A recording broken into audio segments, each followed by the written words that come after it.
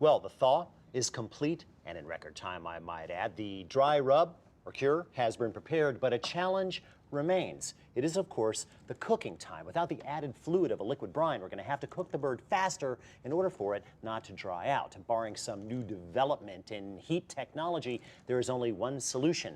We're going to have to double the surface area. Dr. Brown's surgery, Dr. Brown's surgery. First step is to remove the neck from the body cavity where the guts ought to be, and then remove the giblets or guts from the neck cavity where the neck ought to be but isn't. Don't ask me why.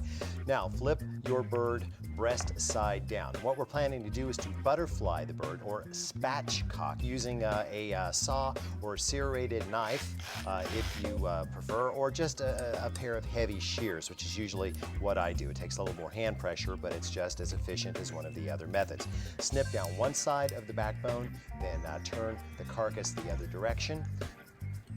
Kind of get hold of the neck and snip up the other way. But don't throw away that back. We'll be using that in the stock later. Now flip the bird and compress the keel bone gently in order to flatten.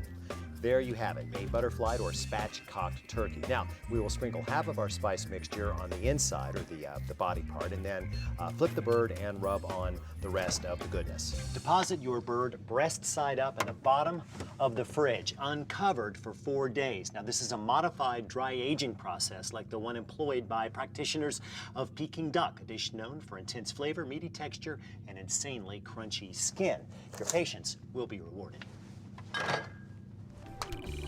At T-minus 2 hours and 5 minutes, we will move the roasting pan of vegetables to the bottom rack of a 425-degree oven. Pull out the rack immediately above and place the turkey on that rack. Carefully move it to the rack. No pan beneath it. It's going to go right on the rack. Just be careful. That is hot.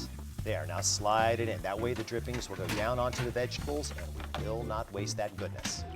T-minus 1 hour 35 minutes, it is time to add another dose of vegetation to the roasting pan. While you're here, drop the heat from 425 down to 350. Food fans, we're now at T-minus 45 minutes. It is time to evacuate the turkey. I like to do this with a half-sheet pan and a cooling rack, if you have it. But the first thing we have to do is take the bird's temperature. We're looking for 155 degrees in the deepest part of the breast. Carry over will take the rest of the way. Turkey lifters could remove the bird, but I find that grill spatulas are far more adept at this task. Just scoot under both ends and ever so carefully move to the resting area. That is where this bird is going to stay until it is moved to the platter and taken to the table. There. Very nice. In the final moments, just lay the bird out on a carving board or platter, ring with some herbs, greenery, and maybe some citrus for aroma and for color contrast. Speaking of contrast, Marcia Jr. I love that sweater. Mom made it, and she made me wear it. You gotta love family.